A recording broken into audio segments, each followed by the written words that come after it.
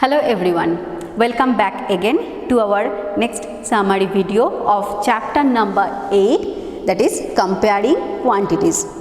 Let us start the video from the mind map of the chapter. So in this chapter, first we have learned that increase or decrease in price calculations. Then we have learned how to calculate the discount in percentage, where we have learned two types of price, that is marked price and selling price. Next we have learned the price related to buying and selling, and in this part we have discussed about profit and loss, where profit is the selling price greater than to the cost price and loss means selling price is less than to the cost price. Next we have completed the topic calculations for sales tax, VAT or service tax. Last we have learned from this chapter, that is compound interest. So this is the formula for compound interest. Let us recap full chapter once again. Let us start the summary video from our previous knowledge. So first, ratio concept we need to know for this chapter. Ratio means the ratio is defined as the comparison between two quantities of the same unit. Remember, the number should be in same unit, and the general form of representing a ratio as A is to B. Come to the example now. Out of every 10 people, 5 of them likes to read books. Then the ratio, the part of whole ratio is 5 is to 10, which gives us the value 1 is to 2. Okay, so our next topic is percentage. What do you mean by the percentage? Percentage is a number that can be expressed as a fraction of 100. That means divide the number by whole and multiply by 100. Let us take the examples of that. Examples: 10%, that means 10 by 100, that's equivalent to the fraction 1 by 10. 20%, it's equivalent to the fractions 1 by 5. So our first topic, increase and decrease in price. We often come across the situations in our daily life like 20% off in our favorite dress or 10% hike on the petrol, right? So off, reductions, deductions, that means that should be decrease the amount, and hike means that should be come to the increase of the amount. Now come to the formula of decrease price and increase price. When it is come for decrease, then the new price will be old price minus decreasing price. Means if we subtract the decreasing price from the old price, we will get the new price. And for increasing, just go to the opposite of decreasing. So new price will be old price plus the increasing price, which will gives you the new price when it is increasing amount. Let us look at the example. The price of scooter was 34,000 last year. It has increased by 20% this year. 20% this year.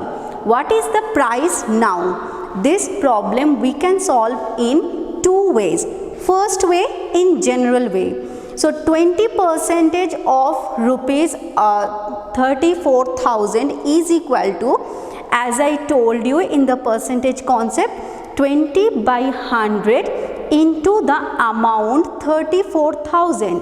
If we cancel the 0, it gives you 6,800. Now this is our increasing amount. So our new price will be as per the formula old price plus increasing amount. So old price it was 34,000 and the increasing amount is your 6,800. So after adding two amount, we are getting 40,800. Now this problem we will solve in the unitary method. So in unitary method, 20% increase means rupees 100 is increased to rupees 100 plus 20, that is 120. So increased price rupees is 120 by 100 into 34,000. After cancelling the zeros, it gives you 40,800 rupees. So which one you are feeling comfortable, you can go through in any method. Discount, our next topic. So here we are going to calculate the discount and its percentage. Discount means its calculations will be same as the decreasing price. So come to the formula first. The formula of discount will be sell price, which is SP, is equal to marked price minus discount. As I told you, the calculations will be same as decreasing price. Let us take one example. A table marked at rupees 15,000 is available for rupees 14,400. Find the discount given and the discount percentage also. So here first you list out what is given condition. Here given that marked price, which is your MP, is equal to 15,000 and sales price, which is your SP, is 14,400.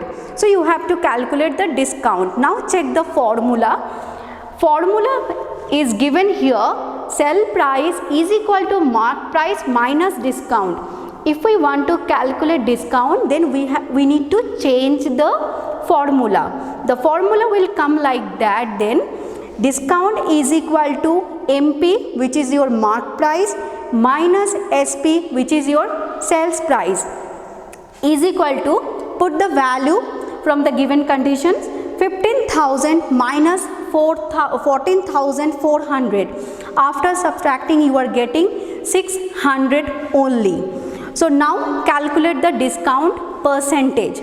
As I told you, discount percent, whenever you are going to calculate a percentage, you have to make the fractions of whole and multiply with 100. So 600 divided by 15,000 into 100. Cancel all the zeros and divide 60 by 15. It will gives you 4. So the result is 4%. So here our discount amount is 600 and the percentage is 4%. Our next topic is price related to buying and selling. When we are buying or selling anything, we are facing two conditions. One is profit, another one is loss. Profit means the selling price will be more than the cost price, and loss means the selling price will be less than the cost price. Now, what is the formula for profit now? Profit means the selling price minus the cost price, and the percentage equal to profit divided by selling price into 100. Remember, whatever you are doing is, maybe it is a profit or loss, you have to calculate the percentage always depend on the cost price. Now come to the formula for loss. Loss means your cost price will be more than the selling price. So the loss is equal to cost price minus selling price, and the percentage formula is loss by CP. As I told you, always calculate or depend on the cost price into 100. Here one more thing you need to know, that is overhead charges. What is that overhead charges? Suppose you are buying something from the market and you need to get the things from the shop to your home. So you need to pay the transport charge also. So that transport charge is not included in the cost price, right? So that price you have to spend separately. So these kind of charges like repairing charge, like transporting charge, all these charges we called as a overhead charges, and which we are going to calculate with the cost price. So whenever we are going to calculate the overhead charges, please remember you have to add the overhead charges. You have to add the overhead charges to the cost price always. Now let's check one examples of that. Soham bought a second hand refrigerator for rupees 2500 and then spent rupees 500 for its repairing charge, and then sold it for rupees 3300. Find loss or gain percentage. First you list out what is given conditions. So solution is first cost price. The cost price is given as a 2500, then again he repair 500 rupees. So new cost price will come 2500 plus 500, that gives you 3000 rupees, and sales price will be 3300 rupees. As you can see here, the selling price is more than the cost price. That means he made profit here. And how much profit he made? So the formula is selling price minus the cost price, and after subtracting that we are getting 300 rupees. Now come to the percentage part. Profit percentage is equal to, as per the formula, P by CP into 100. So putting the value here and cancelling the 0, we are getting 10%. So actually he gained on the refrigerator 300 rupees and the percentage is 10%. Our next topic is sales tax, VAT, service tax. First we need to understand the term. The full form of VAT is value added tax. So this all kind of tax charged by government when we are going to buy some items from the shop, and this tax collected by the shopkeeper from the customer and submitted to the government. So when you are going to buy any items from the shop, you have to give the tax on the marked price of the item. Now take examples and understand the topic well. First, our example is Sonia bought an air cooler for rupees 3300, which is including a tax of 10%. We have to find out the price of air cooler before the VAT are added. So first we have to understand what do you mean by the 10% VAT. So 10% VAT means if the price without VAT rupees 100, then the price including the VAT it will come 110. How it is coming? 100 for the price and 10 rupees for the VAT. So after adding it is coming 110. Just reverse the sentence, you will get the second sentence. Now when price including VAT is 110 rupees, then the original price is 100 rupees, right? Now come to the problem. In the problem it is given that 3300 rupees it is included VAT. We have to find out the original price or without VAT price. So the price including VAT is 3300, then the original price will be 100 by 110 into 3300. After cancelling the zeros and dividing the number 330 by 11, we are getting 30 here. After multiplying, the amount is coming 3000. So after adding the VAT, the price of the air cooler is 3000 rupees. So our last topic of this chapter is compound interest. Compound interest means which is not a simple interest, and this kind of interest we are calculating on the previous year amount, means previous year principal plus interest. So this type of interest we call compound interest. Let us take examples of that. First we need to see the formula of the compound interest. Formula is given like that: A is equal to P into 1 plus R by 100 whole to the power n, where A stand for amount, P stand for principal, R stand for rate of interest, and n stand for number of years. So this is the formula for amount, means the principal plus the compound interest. If we want to calculate only the compound interest, then we need to subtract principal amount from the amount which is included principal and interest. Then we will get the only compound interest. Let us look the formula.